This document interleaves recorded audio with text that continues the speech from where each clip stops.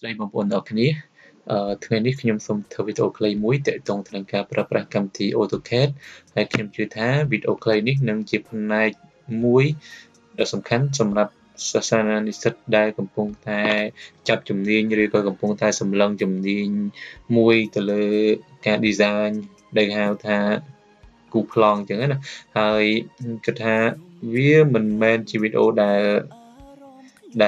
រៀនទៅធ្វើឲ្យយើងខ្លាំងទេប៉ុន្តែខ្ញុំគិតថាវីដេអូដែលខ្ញុំធ្វើហ្នឹងគឺវាជាគន្លឹះល្អិត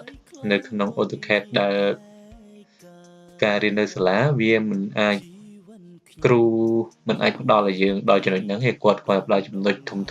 ប៉ុន្តែនេះនៅក្នុងវីដេអូនេះគឺខ្ញុំនឹងបង្ហាញអំពីភាពល្អិតទូចដែលថាវាសំខាន់ដែរណាវាសំខាន់ដែរហើយវាក៏ចាំបាច់ដែរនៅពេលដែលយើងត្រូវការធ្វើអីមួយឬក៏ពេលខ្លះយើងត្រូវការវាប៉ុន្តែយើងអត់ដឹងអញ្ចឹងដើម្បីជាជំនួយមួយផ្នែកនៅក្នុងការសិក្សាទើបខ្ញុំសម្រេចចិត្តធ្វើវីដេអូខ្លីៗនេះឡើងសម្រាប់ដល់បងប្អូននិស្សិតដែលកំពុងសិក្សាវិស័យវិស្វករនៅក្នុងប្រជាជាតិកម្ពុជានេះបាទអញ្ចឹងជាដំបូងខ្ញុំសូមធ្វើការបើកទៅក្នុងកម្មវិធី AutoCAD ដែលកុំព្យូទ័រខ្ញុំរ៉ាន់ទៅលើ AutoCAD 2014ខ្ញុំគិតថា2014វាធ្វើឲ្យកុំព្យូទ័រខ្ញុំវាដើរបានល្អព្រោះអីកុំព្យូទ័រខ្ញុំជាកុំព្យូទ័រដែលស្ថិតនៅក្នុងកម្រិតមធ្យមអញ្ចឹងវាមិនអាចបារម្ភទៅលើកម្មវិធី update ជំនាន់ក្រោយបានល្អអញ្ចឹងខ្ញុំគិតថា2014វាគឺជាល្អសម្រាប់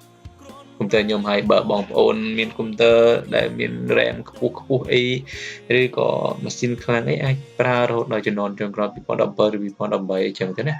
អញ្ចឹងពេលនេះខ្ញុំសូមបើកកម្មវិធី AutoCAD តែម្ដងបាទថ្ងៃនេះដែរខ្ញុំ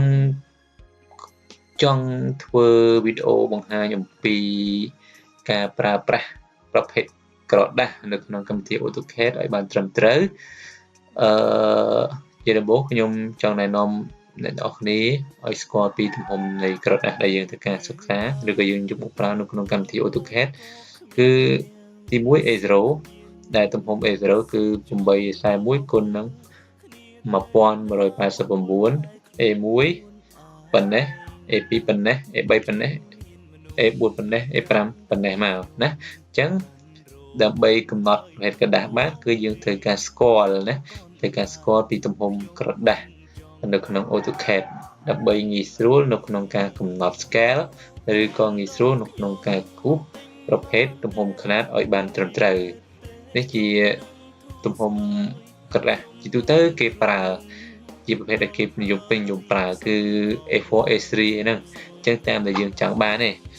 A0 នេះគឺសម្រាប់គូសជាផែនទីឬក៏អីធំអីចឹងនឹងយើងត្រូវការគូសប្រើទៅលើ A0 ឬក៏គូសប្រើទៅលើ A1 អីចឹងណាអូខេហ្នឹងនៅពេលដែលយើងបើកចូលមកក្នុងកម្មវិធី AutoCAD គឺវាបែបនេះអញ្ចឹងខ្ញុំត្រូវការ zoom all សិនអូខេ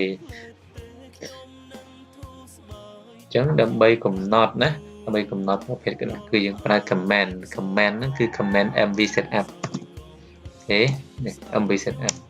អញ្ចឹងវាសួរយើងតែយើងចង់បាន paper space អត់បើយើងថាចង់យើងយក yes យើងវាយតែយើងមិនចង់ទេគឺយើងប្រើ no ឥឡូវខ្ញុំអត់យក yes ខ្ញុំអត់យក space វាទេខ្ញុំយក n ខ្ញុំវាយ n យកមកអូខេអញ្ចឹងក្រោយនេះយើងយក matrix អូខេ enter តបមកវាសួរថាយើងចង់យក scale ប្រមាណជាធម្មតាខ្ញុំសុំវាយកលើ scale 1 លើ 1ចុះអញ្ចឹងនេះវាសុំ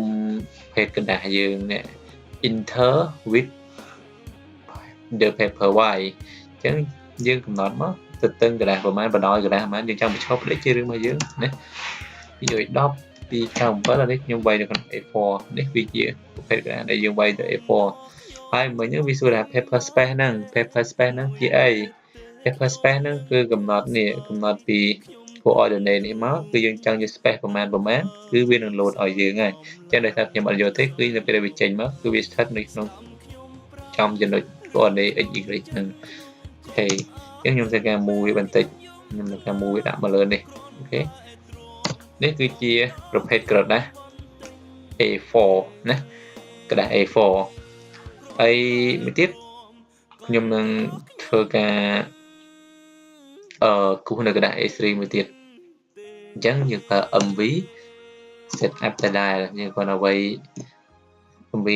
MVSE មកវានឹងចេញទៅតាម enter តបមកយើងយក N អូខេ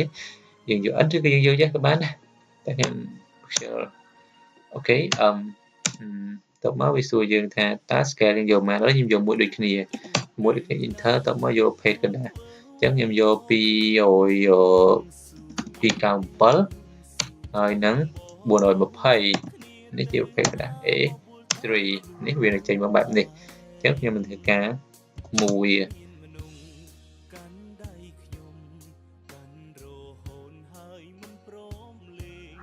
អូខេនេះគឺជាប្រភេទក្រដាស A3 ហ្នឹងហើយវាធ្វើដូចគ្នា A3 A4 A5 A ក៏ដោយគឺយើងបេះទៅលើទំហំនេះគឺជាទំហំដែលចាំបាច់នៅក្នុងការកំណត់ប្រភេទក្រដាសបាទអញ្ចឹងអាចធ្វើការ note ទុកបាននៅប្រភេទទំហំហ្នឹងពេលខ្លះបើយើងអត់ note យើងអាចនឹងភ្លេចបើមិនជាយើង note ទុកនៅពេលដែលយើងភ្លេចគឺយើងអាចយកវាមកប្រើប្រាស់បានអូខេអញ្ចឹងក្នុងវីដេអូហ្នឹងខ្ញុំធ្វើការបង្ហាញតែប៉ុណ្ណេះហើយបើមានមតិយោបល់អីសូមធ្វើការ comment ឬក៏បើសិនជាចូលចិត្តវីដេអូហ្នឹងឬក៏វីដេអូខ្លីៗផ្សេងទៀតអ្នកអាចធ្វើការ subscribe channel របស់ខ្ញុំហើយឬក៏ធ្វើការ share ទៅមិត្តភ័ក្តិរបស់អ្នកមានន័យថានៅពេលដែលអ្នក share ឬក៏បងប្អូន share ទៅមិត្តភ័ក្តិរបស់បងប្អូនអាចឬក៏មិត្តភ័ក្តិដទៃទៀតអាចនឹងឃើញហើយអាចនឹងទទួលបានចំណេះដឹងនិងបន្ថែមហ្នឹងហើយអរគុណសម្រាប់ការទស្សនាវីដេអូខ្លី